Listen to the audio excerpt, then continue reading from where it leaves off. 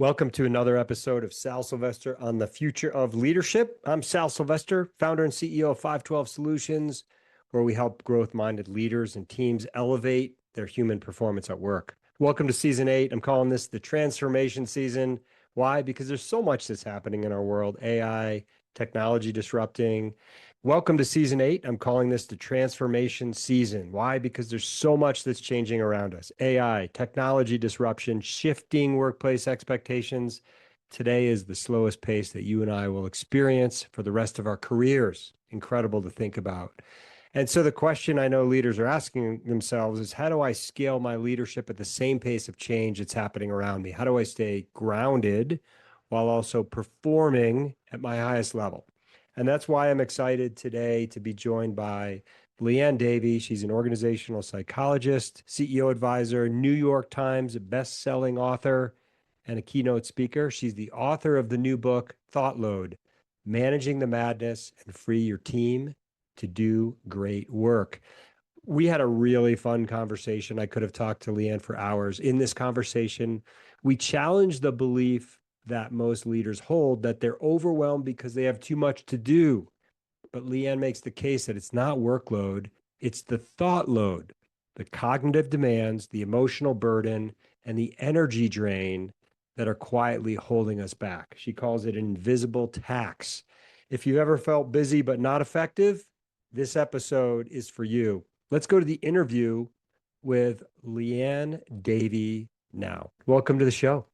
Thanks, Sal. I'm really looking forward to this conversation. I am too. It's so relevant. I can't wait to dive into some of your concepts that are coming out in your new book. But let's jump in. This entire season is about transformation and change. There's so much happening. It's so interesting. I think every other day AI is radically different than it was 2 days ago, and shifting workplace expectations. So much is changing today. In this world of nonstop change, why are so many leaders feeling stuck or overwhelmed? What's your point of view? Yeah. So I think because they're focusing on the wrong thing. So they're focused on workload. And that's, first of all, how they're thinking about their own life and just trying to think about what's on their to-do list. But it's also how they're leading. So they're looking at their folks, and their folks are looking back at them with big eyes, overwhelmed, please help me, and saying the workload is too high. And the leaders are looking at their team being like, I don't think you're getting that much done. And so we have this big disconnect right now because we're having this whole conversation about workload and feeling very far apart from one another. And it's because workload is not what's killing us at the moment. It's not the most salient issue. And that's where thought load comes in. Thought load is much more salient to how we're experiencing change right now. And thought load is just an invisible tax on our performance that comes from what I call a treacherous triad of rising cognitive demands, increasing emotional burdens, and depleted energy reserves. And so I think that's the biggest issue, is that it's not computing on workload. We feel exhausted on a Friday, but when we look at what projects we're getting completed, our ROI, what our numbers look like, it doesn't add up. And it's because of thought load, not workload. And so it's an invisible tax. It's an invisible tax. Yeah, I love that the thought of that, because we can kind of see what workload looks like, but we often ignore what we can't see. Say more about this invisible tax. What does it look like? What are the impacts? Yeah. So it's really interesting because I was with a group of leaders yesterday, and in the morning, I spent a couple of hours with the leadership team. And then in the afternoon, I spent time with the entire group of 80 of them. And I said, I think what for your team is the work you have assigned to them. Look, these are the things I need you to get done. And that's what you don't see is was a very large global bank I was talking to. I said, you don't see all the stuff coming in the side door and the back door from this massive matrix organization that has giant regulatory and compliance and legal and all those things. You don't see what's coming in there. You don't see the emotions that they're trying to process. You don't see the drama that they're facing on their teams, because in that organization, people are trained to try not to show it. So it is invisible. So that's the issue, is that we tend not to be aware of how someone's thought load is growing and starting to be too heavy for them to bear, because all we can see is, I don't know, I think it's a reasonable amount of tasks I've asked them to do. So it's causing a tremendous amount of mistrust and friction between our leaders and our employees, because it's like we're not understanding each other. And so that when people say they don't feel seen, that's why. It's because you're looking at me like, how could I possibly not have got my workload done? And I'm looking back at you like, how could you possibly not understand how heavy my thought load is? Really missing each other. Wow. I'm thinking, I'm reflecting here about myself as a leader as you're saying this. Yeah. When I think about everything that's happening, it's not just at work too. I'm imagining it's the personal toll that people have with parents who might be sick, or demands from their kids, and everything that has to happen to make your personal life run as well. Yeah. And then add a layer on top of that of, then you make the mistake of reading the news and you see a children's hospital being bombed somewhere, or a famine going on for a third straight year, or whatever. So it's coming at us from all levels. So it's that deeply, I always talk about it as the call that's coming from inside the house, right? The crazy stories you're telling yourself about imposter phenomenon, or people won't like me if I give them feedback. So some of it's internal, some of it's the emotional burden of, caring for the most socially anxious generation of children in history, caring for the parents who are reaching their, not, my mom is 92, caring for parents who are reaching ages that were never found before. And so there's lots of care issues there. And then go one layer out to our communities and our world.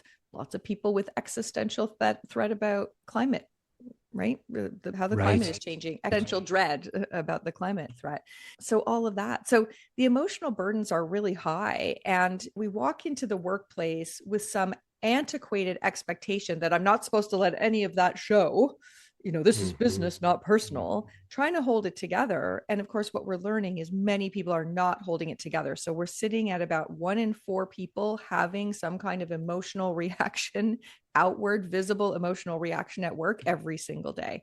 We're not keeping it together. No, because of emotional contagion, that one person has it and you thought your day was going fine until they come and perch their right butt cheek on your desk and vent on you. And all of a sudden you're like, I was feeling okay. Just trying to get my work done. Just trying to get something done, right? Yeah. What are the early warning signals that leaders should be looking out for? You're alluding to that now. So what can we be on the lookout for? Early warning signs that thought load is getting high. First, watch for an inability to engage deeply. I'm going to see things like they're in the meeting, but they're either looking out the window, staring a million miles away. They're picking up their phone every 2 minutes, that sort of thing. They can cover it on their own content, but they aren't contributing to anything from their colleagues because they probably haven't kept up. They're probably starting to shut down, pull their attention into things that are only very focal. Dropping eye contact be another, that they can't engage with it. On the emotional side, all of the things that let us know that there's some kind of an emotional experience starting to happen: flushing skin, a raising voice, starting to choose words that are a little bit more emotionally laden, like lots of absolutes. You never get this to me on time, or we've always done it this way. So emotionally, you're going to see some of that. And then energy wise, you're just going to start to see people who are either, and it depends on the individual, starting to deflate in their chair. We had one client who, in our meetings, I thought he was going to just slide out of the chair. He got lower and lower. But other people, it's the opposite. They get really fidgety and you start to hear them clicking their pen or tapping their. Those are all signs that their energy, they're getting into that red zone. So because thought load is this treacherous triad of attentional issues, emotional issues, and energy issues, you may see the early warning signs from any one of those. But at the highest level, you're going to see lack of kind of performance and focus, the other thing you'll probably see is people going back to defaults or old answers or habits. And then you'll just see their presence start Yeah. to just pixelate. They just Mhm. all of a sudden they're not really there. So those are some of the things to watch for. That's really great. You mentioned the triad. Can you Yeah. repeat that again? Yeah. Because I think that's a nice framework that you laid out in the book that can help leaders really think about what to pay attention to. Yeah, absolutely. So it's like an equation. Thoughtload's an equation. There's two things on the top of the equation that are the Hmm. load. Okay. One, the cognitive demands, everything you are expected to pay attention to and everything you need to process, right? Right. Cognitive demands is one. And the other thing in the load is the emotional burdens. So Okay. the things that are triggering you. So that's the top, that's the load. And we carry that load with our energy reserves. That's the denominator of the Okay. equation.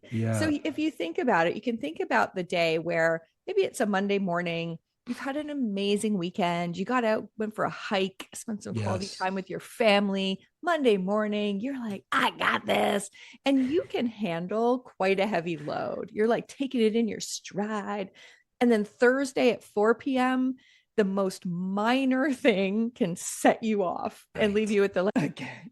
Yeah. So that's why thought load is a function not just of the load, but the energy with which we carry that load. So those three things make up the That's so treacherous. interesting. Yeah. So it's the cognitive, and in a world that's changing so rapidly, and we're constantly learning if we want to keep up. We've got that the emotional piece, and then the denominator is the energy reserves. Yeah. It's so interesting. I'm going to relate this to I love to gravel bike Yeah. and do some gravel bike racing. And one of the apps that I use just added this new it added this new feature where it tracks whether you're building or if you've overtrained or if you're Yeah. in recovery. But they added a dimension around mental capacity. And they have this little interesting mental capacity test that you do on a daily basis. And then that Yeah. impacts your score on where you are in that training cycle. But I'm hearing that same piece. It's invisible. It's the invisible tax. We don't see it at work as Yeah. leaders necessarily until someone starts acting out or showing up Have emotionally you in some way. have you had Dr. James Hewitt on the show? No, I haven't. You need to meet James. So Okay. he's a former elite cyclist and then he started training elite cyclists and then got to training the rest of the world who want to think of themselves who are weekend elite cyclists. It's more of me. And And you can remove the elite piece too. and he ended up doing his doctorate in understanding all of these performance pieces. I wouldn't be surprised if he's working with that team because he talks in his work so interestingly about how when he was working with professional athletes, you could just look at the physical load of the week to plan what the training regimen would be for the weekend.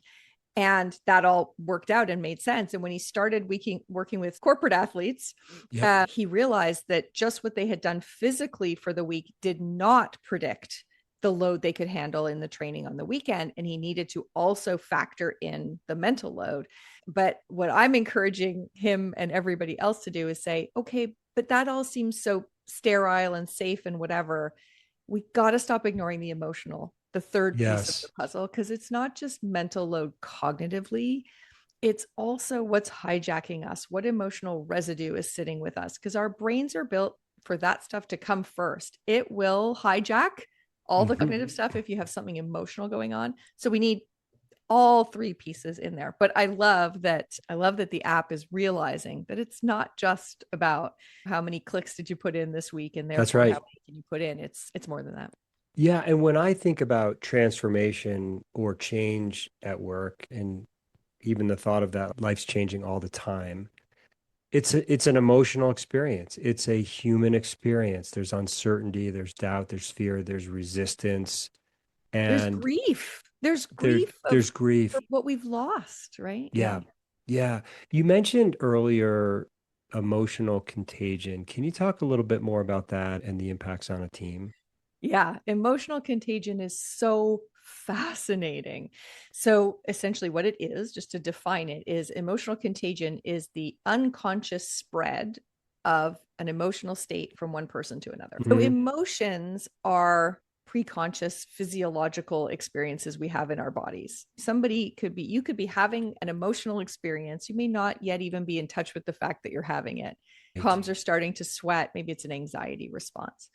And that anxiety response may cause your body language to change in a certain way. You may get fidgety. And what we have in our brains as humans is mirror neurons. And mirror neurons are built to mirror the body language of others. It's part of our social. And so if you start getting fidgety, I might start getting fidgety. My mirror neurons mirror what you're doing. And as I start to fidget, my brain goes, oh, you must be anxious. That is, if we take the Latin, that is sympathy, feeling the same, feeling with someone. And it can take a whole team down. Now, it can take a whole team up because it can be positive. If you're Right. feeling really buoyed and you're feeling really enthusiastic, that can also spread. But of course, because we're humans, the negative spreads faster because it's more likely triggering us that there's threat or risk. Yes. And so we can really get ourselves into a bad place as a group very quickly. And so what we need to understand and what the book takes us through is that emotions and feelings are very different things.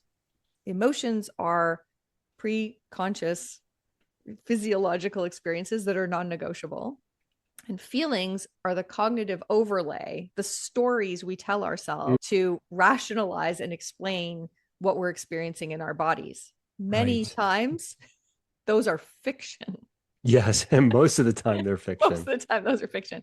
And so for us as individuals, what we want to do is notice the emotional reaction, figure out where it's happening in our body, what it is, and then figure out what's the story I'm telling myself that's reinforcing that, and what's an alternative. Yeah. And where's my evidence? I talk about it as interrogating your feelings. Imagine it as in the Inside Out Pixar kind of view of inside your brain. That emotion is sitting behind a desk with a bright white light on it, and you're like, where did you come from? What's your story? And I don't think that story adds up. You're interrogating it. But in a room, what we want to do is, instead of letting this sympathy happen, instead of letting the emotion spread without us even knowing, we want to notice it and move to curiosity and move to an intellectual response. Hey, how's this landing for you? How do you see this playing out? What mistake are we making right now? Those sorts of things. Because as soon as we make it a cognitive process, then we don't have that same risk of sympathy. Then we move to empathy. We can feel for, we can understand what the person is experiencing, but we don't have to feel it with them. So sympathy is really a problem for leaders. You know, it's a problem for parents. It's a problem, right? We don't want to sympathize. When we go there with the person, we're of no help. Yeah. Instead, we want to empathize. So we want to recognize that there's an emotional experience going on here. There's data in that emotional experience. Let's go get all the data. But in the feelings and the stories, there's just drama. Yeah. And we can choose to leave that behind. So for leaders, I think we have our emotional literacy as a society sucks. We don't even know that emotions and feelings are two different things. In fact, you know what the word is we use to describe an emotional experience? A feeling. Supposed to know that these are different. So we need to up our emotional literacy, and especially for leaders, because if not, we're going to end up with this emotional contagion and sympathy, and our whole team will go down quickly instead of empathy, understanding, and leaving agency to choose where we're going. Yeah, it's so good. Part of what all of our coaches are trained on is just understanding from a neuroscience perspective. Our brains are naturally wired to look for threat. You mentioned that earlier. And because there's bigger implications to us, it's an evolutionary function. And so it's easy for us to start exaggerating or making up stories about what's actually happening. So challenging, what am I experiencing? What am I thinking? Is it true? How might I be exaggerating this thought? And how can I see it differently? Sort of that reframe process. Yeah. And we also, it's interesting what you say about compassion versus empathy. Compassion can get us in trouble because now we're feeling what the other person is feeling. We think about it as be engaged, but not attached. Yeah. Or I was on the mountain rescue team here in Boulder for a long time. And one of the mantras we used to have is on our way to a mission where you knew maybe there was trauma or a lot of intensity, Yeah. Just reminding yourself, this is their emergency, not my emergency. Why? So that you don't get overly, you don't become what is happening to the person who is in trauma, so that you can remain engaged, but not attached to what's actually And happening. it's hard because your body will be sending you a whole bunch of signals. Your heart will be Yes. racing, your palms will be sweating. I think emergency response people get very good at spotting that quickly, being able to do that sort of internal biofeedback to be like, nope, bring the heart rate down, because I'm not going to help somebody if Yep. my heart rate is so high or whatever else, right? Yeah, it's so important. So, yeah, watching out for sympathy. We don't want to feel with, but we do want to feel for So and stay interesting. useful. Yeah, that's such a great distinction. Thank you for that. Yeah, a lot of times we're in these transformation efforts. They're not sprints, they're multi-year efforts, and there's so much opportunity to burn out. I've even heard of people who they just don't even want to change with AI. In other words, they're like, I'm just exhausted. I'm done. I'm bailing out. Yeah. You talked about the energy piece as the denominator. Can you Yeah. say a little more about that? And how do we manage that over these long-term transformation Yeah. events? Yeah. It's the denominator because it really has this huge impact on how heavy the load is, right? Mhm. So if we can boost our energy reserves, increasing the denominator makes the whole equation smaller, makes the thought load smaller. But the minute that denominator starts shrinking, we get this multiplicative effect on how heavy the load is. So it's really important. I was with a team yesterday and just talking about how the ways that we're fueling ourselves as humans right now feels like burning fossil fuel. I feel like we're burning finite resources and burning ourselves out instead of finding renewable energy sources. In the book, I talk about 3 different things. One, the book plays off, I had to have a little fun because we're all drowning in thought load. So I paint the story in the book of you as a brave knight fighting fire breathing dragons and having to fill your chalice to stay energized. So in that fill your chalice section, I said there's 3 important things. One, you can fill your cup from a waterfall. And that's a really great way to fill your cup because you get as much as you need. So what are the waterfalls in your work? How do you have a piece of work that's very meaningful? So it's directly tied to an outcome that matters to your organization, to you, to your customers. How do you create a flow state? So how do you set up time in your calendar, a physical space, a manageable goal to be able to get that experience of this is just coming. I got this. Wow, I almost can't type fast enough for this. That is so energizing. That's amazing. The other chapter in the book is called Do More Nothing, because one of the ways to unlock a waterfall of energy is to actually spend some time with no input. Just let everything that's already in your brain come together. We can talk more about that. So that's one. The second is, let's be honest, there's not that many waterfalls we encounter in our average work week. Sometimes we have to fill our cup from a well and we got to really churn to get it. And wells are very personal. So I have a little assessment tool. I'm happy to give it to you for the show notes that helps people understand 4 different types of overwhelm, because there are a lot of individual differences in how we experience overwhelm that make different things your well of energy. So some people are physically activated. So what they need is to get up and go. You are probably one of these, right? I got to get away from my desk. I got to go move my body. When I'm on the bike, but mile 50, new things are unlocking for me, right? Yes. Other people are socially facilitated, and what they need is to just grab a friend in front of a whiteboard. I always love watching those folks because they're so stuck. They're completely stuck. They grab a friend, bring the friend to the whiteboard. They talk for 20 minutes. The friend doesn't say a word. And they're like, oh, thank you so much. The person's like, I didn't do a thing. I just listened. Other people, their well is structure and order. The assessment helps you figure out which of the 4 are you. And then there are very different paths, but understanding what they are.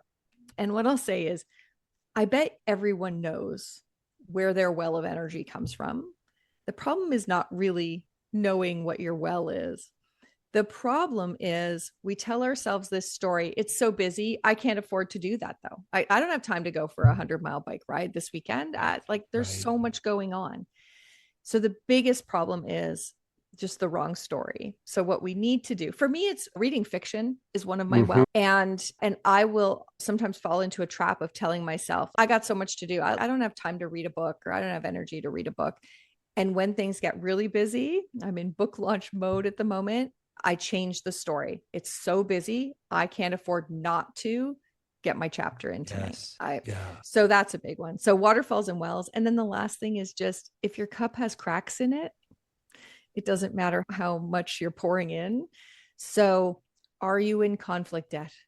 Is there something, a grievance, resentment, something sitting in your thought load that you need to get rid of? Is there a toxic relationship? Is there Yeah. a useless set of tasks that are eating up your energy so that by 10:30 in the morning you're already done because it was such a waste of your time? So filling the cracks as well. So really thinking about and treating your energy as a renewable resource. And I think instead most of us are burning fossil fuels. Like how big a coffee can we have in the morning? Right. Right. Maybe even a Red Bull at some Mhm. point in the day, like crappy food that'll just get us to the through the next meeting, the second glass of wine at night to help us calm down. Decompress. Right. Yeah. So we're burning a lot of fossil fuels here. So That's we need to change. such a great, thank you. That's such a great framework. I had jury duty this past Monday and I didn't ultimately get selected, but as they interviewed every juror had to talk about who they are, who they lived with, what they did. And the Yeah. last question they had us respond to was our hobbies.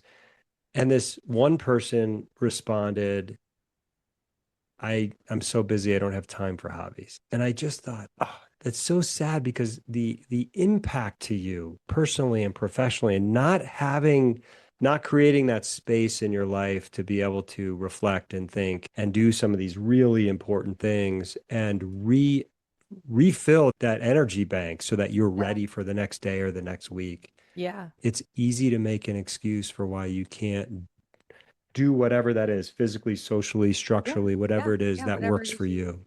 I Yeah. always look at it like when I hear things like that, I'm like, the president of the United States takes vacation. The president of the United States, like many of them, Obama used to release his summer reading list and things like if the president of the United States can do it, Can read these we books, can right? do it. Exactly. As Steve Jobs ran how many businesses at one time, right? Exactly. Exactly. So we're quick to get to the excuse, but I think that's what happens when our thought load gets high.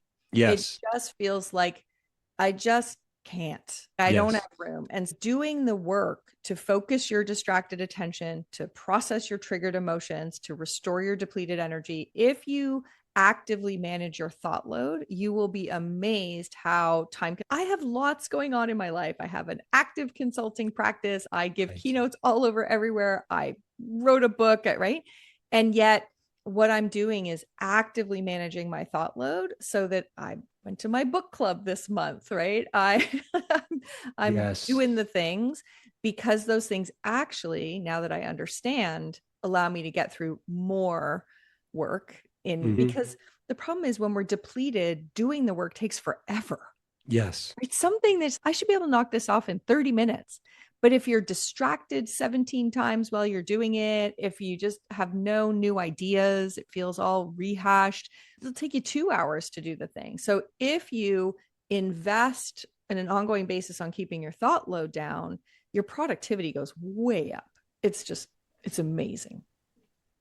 I have to ask you one more question before we wrap up, and I'll tell you why after I ask it. But you said do more nothing. Yeah. Oh, I love this one. Yeah. So let me tell you the story of Do More Nothing because it's one of my favorite stories. So in 2016, I was watching Michael Pollan's Netflix documentary, which if you haven't seen it is phenomenal. It's called Oh, cool. Cooked.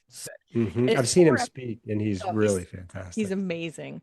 There's 4 episodes of Cooked, each about a different way that we cook. It's like fire, air, whatever. So in the one on air, it starts in Morocco, talking about the communal bread kitchens in Morocco. Just a beautiful thing. And he starts talking about how if you ate all the flour and drank all the water in the world, it wouldn't take very long before you starved to death. But Mm. if you mix the flour and the water and left them exposed to the air, where they would accumulate yeast, and bake that into bread. You could live indefinitely. And as I'm watching this documentary, I have this massive epiphany about my life and my clients' lives, which is that we are choking on flour and water. The flour is getting shoved down our throat. The water is like drinking from a fire hose. Yes. But there is no nourishment in it because there is no air. And so from it, I created a practice I call the 2-week cleanse. And I'll take 2 weeks and say, this is my 2-week cleanse. And thankfully, I don't have to just drink juice or anything like that. All I have to do is create 5 or 6 blocks of an hour where I have zero input. Do more, nothing. I will walk to an appointment that I would normally take the subway to. I will drive to go see my mom, which is a 2-hour drive, and not put on the radio and not put on a podcast. I'll garden, I'll do something. And at the end of those 2 weeks, I am so crackling with energy. Imagine the bread rising, so it's overflowing the tin by that point. And it made me realize one of the best sources of energy there is to take what's already in the pantry. There is so much in your head. It's just suffocating flour and water. And you just let what's in there be exposed to the air. And you will be amazed how nourishing that is, how it grows, how it blossoms. It's amazing. So anytime I feel stuck, I do an hour of doing more nothing. Doing more nothing. I asked that because of everything that you've said, that is probably the biggest challenge for me. Yes. But I like how you frame that in that even that cleanse, it's an hour at a time. Yeah. And it's replacing something that you're already doing. When you're going for that walk, take the earpods off, put the phone away, leave it at home. Yeah. Whatever that is, to just kind of decompress and then watch your energy change. Yeah, I think I live in the real world too, right? So I don't write anything in this book that I don't do myself in my kooky life, right? So a lot of those hours, to be honest, are often on planes. But it's so amazing how on a plane, my default is like, what's the podcast I'm going to listen to? What's the thing I'm going to write? My default is still, how do I use this time effectively? And what I've learned is one of the best ways I can use time on a plane effectively is to spend the first hour just literally doing nothing. Just close your eyes and let it percolate.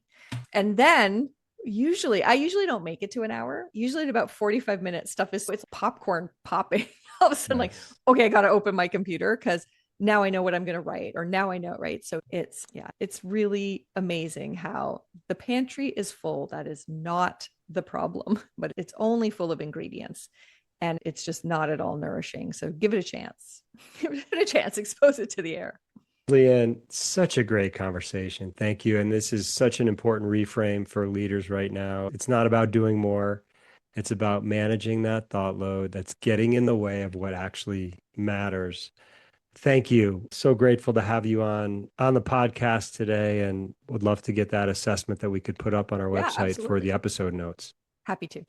Remind everyone, what's the name of your book? And I think by the time this releases, it will already be out. Yeah. Yep. Thoughtload, manage the madness and free your team to do great work. Available where fine books are sold. And also in audiobook, if you want to listen to this kooky lady read it to you. I did narrate the audiobook and in Kindle version, obviously, if you're on the go. So available in all the ways. And then thoughtload.com, we are building out. So this is a fun story with the book. I was imagining this leader who's drowning in Thoughtload in the water and thinking that, is writing a book like throwing them an anvil while they're drowning? So what I realized is I wanted to write a book that was just enough to pull them onto the ship, out of the water and into the ship. So the book was built to be buoyant, just enough. No sections more than 4 pages, just enough to get your head above the water and get you on the boat. But we've built out a tool called Thought World that has all of the scripts and resources and exercises and posters and everything you need. So all of that will be ready so that first the book will just get your head back above water, and then we'll help you figure out how can I start to take steps for myself and for my team to make it better. Awesome. Thank you so much, Liane. Great to have you on the show, and I look forward to hearing about all your success. Thanks, Sal.